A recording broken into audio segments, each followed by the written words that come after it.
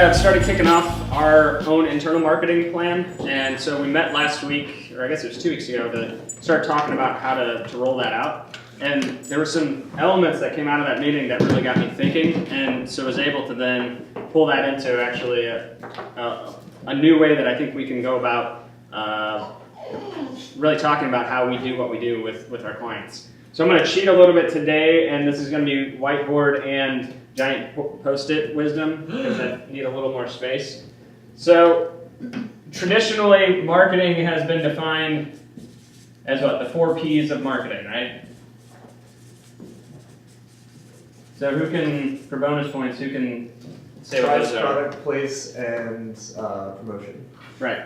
So what we want to talk about today is kind of potentially a new definition of how I see marketing now. Is really, it's what I see marketing is sharing the story of your brand to a targeted audience.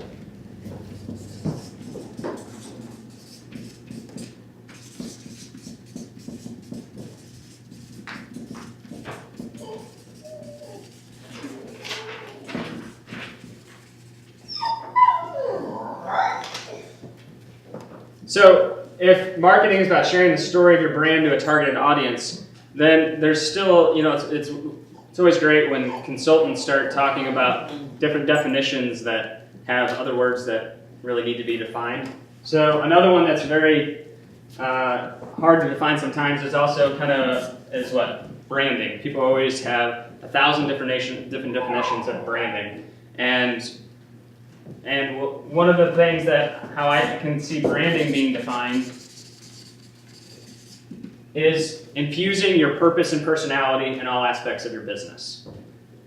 So if you're infusing your personality and your purpose in all aspects of your business, how does that work? How do you guys see that in the way that we do our branding? How do we infuse our purpose and personality into what aspects of our business? The culture. Right. So it's kind of through your culture and through everything that you do. Lots of things.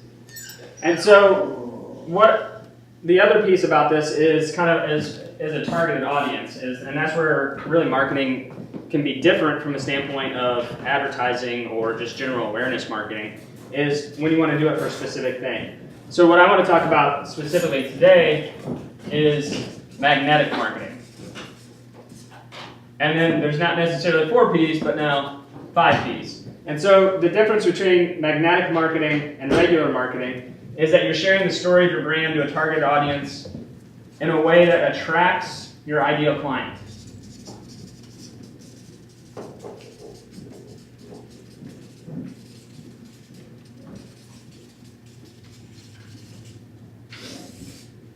So then at that point with magnetic marketing, you're sharing the story of your purpose and personality to a targeted audience in a way that attracts your ideal client. And so if we come over to here and start talking about now, where it looks at is target audience is what? Is people.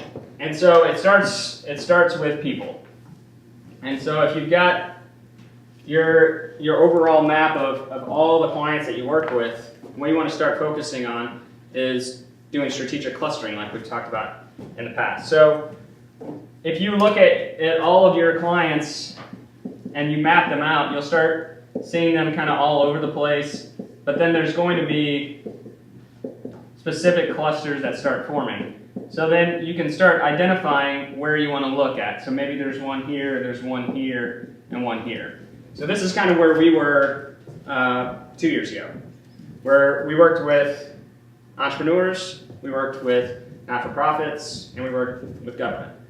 That was kind of our 3 that we worked on. So then we started focusing on just working in those areas, and then what ends up happening is when you start paying attention, and you can start looking at clusters within the cluster. So now you start kind of identifying little clusters within the big cluster. And so this was like if we talk about how we kind of progress through BNI through Accelerator through EO, was kind of like in this instance where we're us having clusters within clusters. And so now if you take this cluster here, and then you have that circle now is here, and then now you're going to start seeing even more little clusters within it. And that needs to go outside the circle for my drawing to work later. And so now the next kind of the formation of that next circle then comes, so if you've got it, I need more whiteboard space. So if you've got your first section is people. Your next section then you want to start looking at is pricing. Because what you want to look at is who are the clients that I'm working with and having success with, and what pricing works best for them. And so another traditional definition of pricing is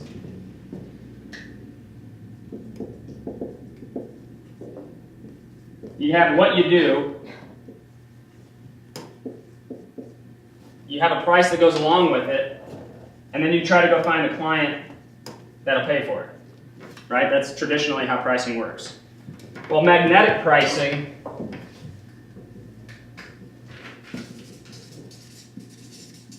works a little bit different. So with magnetic pricing, you want to identify and determine the highest price your ideal client will pay.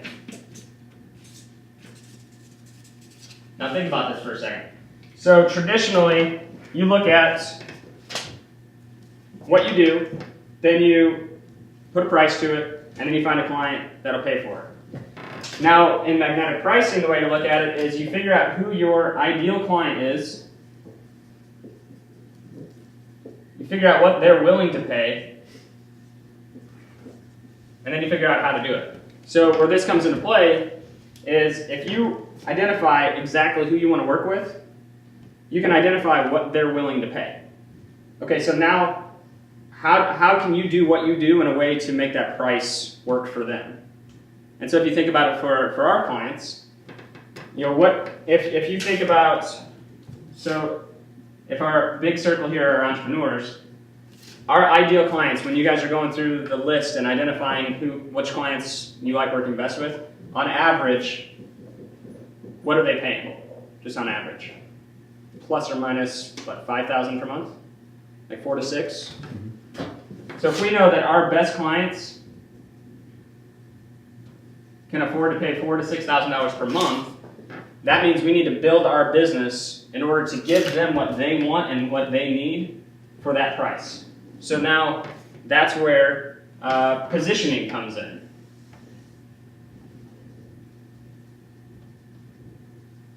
Because your positioning is how you do what you do and the way that you do it. So you need to identify what are the things that you need to do in your business, what are the things in order to get to this price.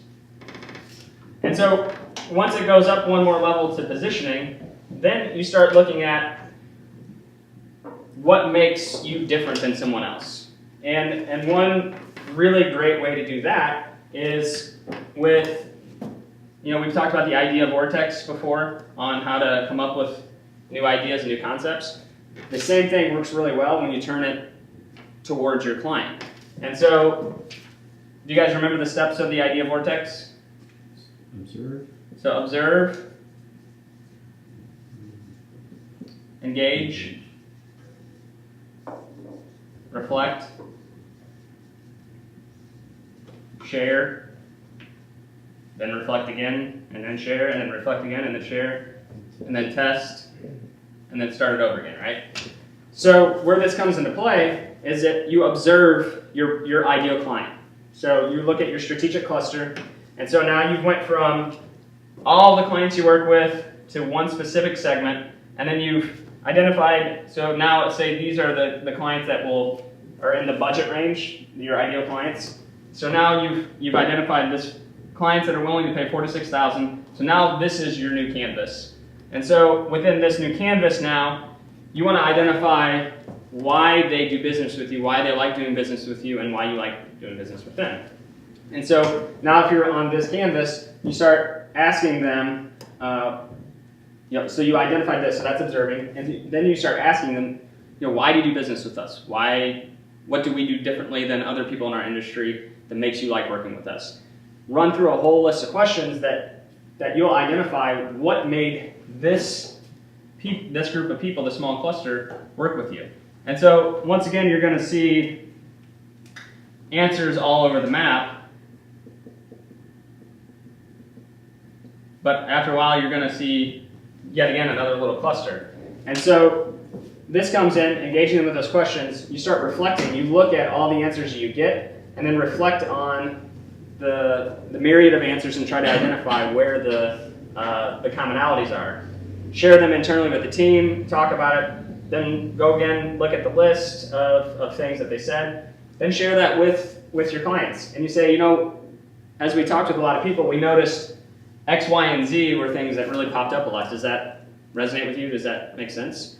And if they say yes, then implement new ways inside of your business that you can systematically get those things in all aspects of your business. Once again, to that branding. So this is where your positioning comes in, is when you can identify what makes you different than everybody else, and then make sure that you're doing that in all aspects of your business. So for us, what makes us different? What's our USP? So this is where this comes back. Effective and efficient. Right, so the F words, right? So now you've got this canvas, and so now you've got yet another cluster of, so now you've got all clients, you've got entrepreneurs that are $46,000 per month, and typically what we found are those are, $1 to $15 million in revenue businesses on average.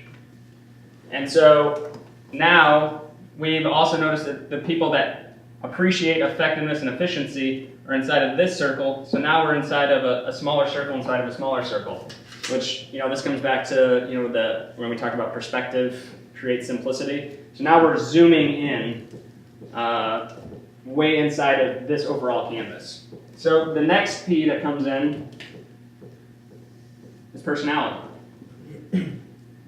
So this one should be, some of the easiest things, because this is just, how do you do what you do? Like, what makes you you? It's really taking the personality of what makes you different than everybody else. What makes, if you're just having a casual conversation, what is the personality of the brand? What is the personality of yourself? A lot of times this stems down from the entrepreneur, and it's kind of embodied all the way through. And so with personality, this is your culture, right? So this is how you do all of these things. And for us, this is where, it's about being empowergizing, right? So this is everything that we do, we want to do in a way that empowergizes entrepreneurs. And so, within your cluster of all your clients, within entrepreneurs, within $1 to $15 million entrepreneurs, within people who appreciate effectiveness and efficiency, you're now going to start seeing people who appreciate being empowergized and are empowergizing themselves. So now you've even got a smaller circle to work within. The final and fifth key is purpose. Why do you do what you do? This is really at the core of as an entrepreneur, why did you start the business? As an entrepreneur, why did you keep going when all the things got tough? What kept you going? When everything is in alignment, when everything's working perfectly, what would that be? And so this is really where some serious soul searching comes in, of really identifying that purpose and why it is that you do what you do. For us, it's being the champion of the everyday entrepreneur. So when we're looking for, so now we've got this cluster coming out. And so what would we look for in clients that would be on this map? So what would we look for in clients that would be in alignment with our purpose? It'd be the ones that are the champion of their clients, right? So you can identify people who are the champions of their clients, of their target market, because there's something different about people who are just in a business for the sake of, it was something that they did and they thought they could do it better, so they just did it, versus someone who has a passion and a real purpose of trying to make whoever they're working for be better. So now we've got this specific thing here. So in the grand scheme of things, we've got a subsection of a subsection of a subsection. So now instead of trying to market to all of these people, we can now essentially focus on that group of people right there. One little speck on what would have been our overall canvas before. And so what this allows us to do then is, if you think about this as a stack of magnets now. So you've got a big broad one, then a little smaller and smaller and smaller and smaller, to the point where you're stacking all these up that are going to attract the right client. Because if you put out there exactly who you are and what you're about, and in a way that resonates with people, you're then going to attract those types of people to you. So if we're focusing on this group of people, which is the size of this little drop on this whole big canvas, at that point we're going to be focusing on attracting just those people, which are our ideal clients. And so that's where magnetic marketing comes back, is we have to share the story of our brand, of our purpose and personality. So at this point, your brand is right here, your personality and your purpose.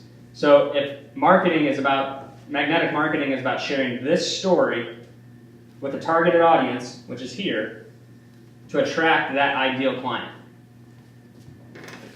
Because then at that point, if we do a good enough job at marketing ourselves in a way that promotes our purpose and personality, by the time that they get inside of our community, inside of our kind of touch points, they're going to be so convinced that they're perfect for us and we're perfect for them, that we won't have to deal with anybody outside of this little spot, because they'll be already sold when they come. And so that frees up so much extra time of taking clients that aren't the perfect fit through our sales process. That's going to save so much time for people who appreciate effectiveness and efficiency. That's going to be so much more fun to work with clients who have an empowerizing attitude. And it's going to be so much more inspiring to work with people who are the champion of their target market. And so when you can attract only the people that are your ideal clients, that's going to improve everything about the entire business, because then you're only working with the people that you want to, those smiley face clients that are on the list.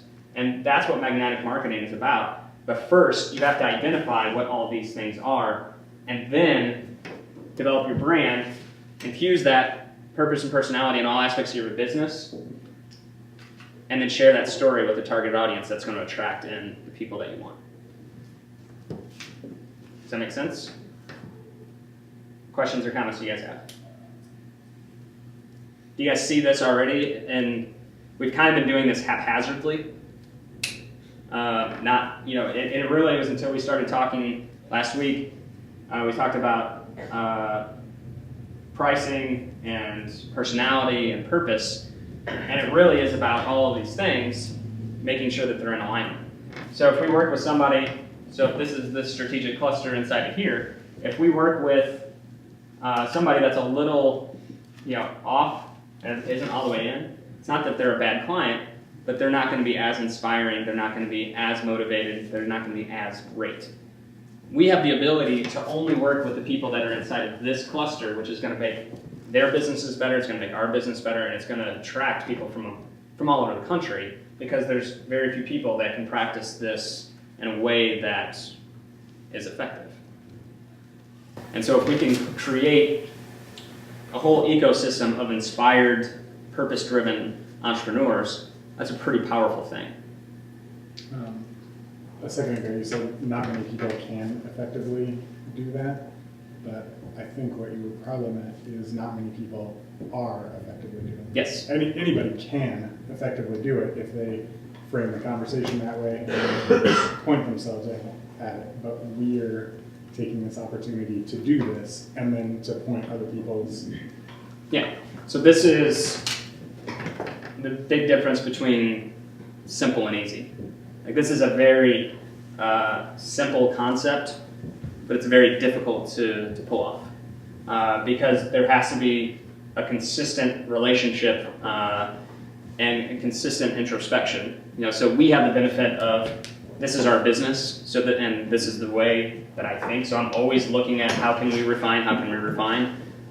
Most businesses don't have that luxury of being in the business of what they do. So this is a very simple concept, but it's very difficult to execute unless you've got, you know, a strategic partner that can help kind of walk you through that process. But this is a very difficult thing to get to and takes a lot of time. You know, how long have we been, you know, constantly tweaking and repeating all the different things and you know, kind of picking off one thing after another of really making sure that, you know, we infuse our purpose and personality into our business. I mean, just last week, Dennis brought up the fact that the way we do our billing and invoicing is very much not in alignment with our brand. So we haven't even gotten in all aspects of our business. But that's what it's about. You know, branding is about having in all aspects, including what the invoice looks like and including how we send the invoice. Derek, can this happen multiple times? I mean, back to the strategic clustering, so you have 3 clusters that you sort of identified. And within each of those, can there be subsets and subsets? And so, or is that not? Yes, I mean, it's possible, but it's hard to have multiple ideal clients because what you then have to do is essentially set up. So if this is, you know, if you think about from a element of if this is this right here, you know, we're going deeper and deeper inside of that specific cluster to here. And so if you can figure out somebody that's saying in this cluster and it aligns perfectly, then yeah, you could do the same thing. But if this dot in the middle is different than this dot in the middle, then that means you've got to do this whole process twice. And that's difficult to, you know, so that's really difficult to do from the standpoint if your branding is infusing purpose and personality in all aspects of your business. If you got to come at it from 2 different directions, it's quite a challenge. As far as maximizing, this may be off topic, but on what Jim said, as far as maximizing your resources, is it better for us specifically, is it better to identify which of those is the most lucrative and cut the other one off the vine and just focus on the really good one? Or would it be a matter of setting up a sub-company or whatever, a subsection in your company so that you can effectively target both of those happy places? Depends on what your goals are. I mean, if you want to be, you know, in our instance, the champion of this entrepreneur right here, then it's hard to, it's hard to be the slave of 2 masters. You know, but if it's something that is important to serve this section as well, then maybe there's different ways that you serve them and different ways to service them. There's also a component of, you know, there's ways that you can, you know, we talked earlier about, you know, if someone's here, someone's here, or someone's here, how you can work with them. And there's different ways, you know, from a marketing perspective and also from a business process perspective of how to handle that situation. You know, and so with our overall magnetic marketing strategy, one of the things we're talking about is using Whiteboard Wisdoms as kind of content that we put out there to attract, you know, that ideal client. So an element of that is all entrepreneurs probably will see value in that information, right? You know, specifically all the ones in here will. But there's also a component of just kind of general awareness marketing and general awareness from the standpoint of all entrepreneurs or all people who want to be entrepreneurs are going to get value from that information. And so from that standpoint, we're putting out marketing that gets people that are overarching in that whole circle. But as we go, it's going to let people know our purpose and personality, our brand. And so as they progress towards the inner circle of what we're looking for, so say, we're putting out content to entrepreneurs now that are just getting started, and they're building their business because they appreciate the way that we're building ours and the way that we do. So now 3, 4, 5 years later, when they're a $1 to $15 million business and they can afford that $4,000 to $6,000 that is our ideal client, now they're getting closer. And so if they appreciate our positioning and they have an empowerizing approach and they are the champion, then now we've created, essentially helped form and grow our ideal client, because we're giving them the tools when they're out here from a general awareness perspective to kind of grow them and groom them into what would be our ideal client. So there's an element that you can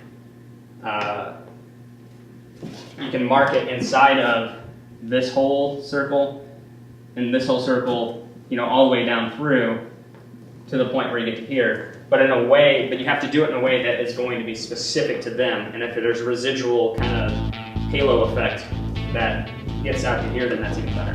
So that'd be the kind of the awareness marketing versus specifically targeting.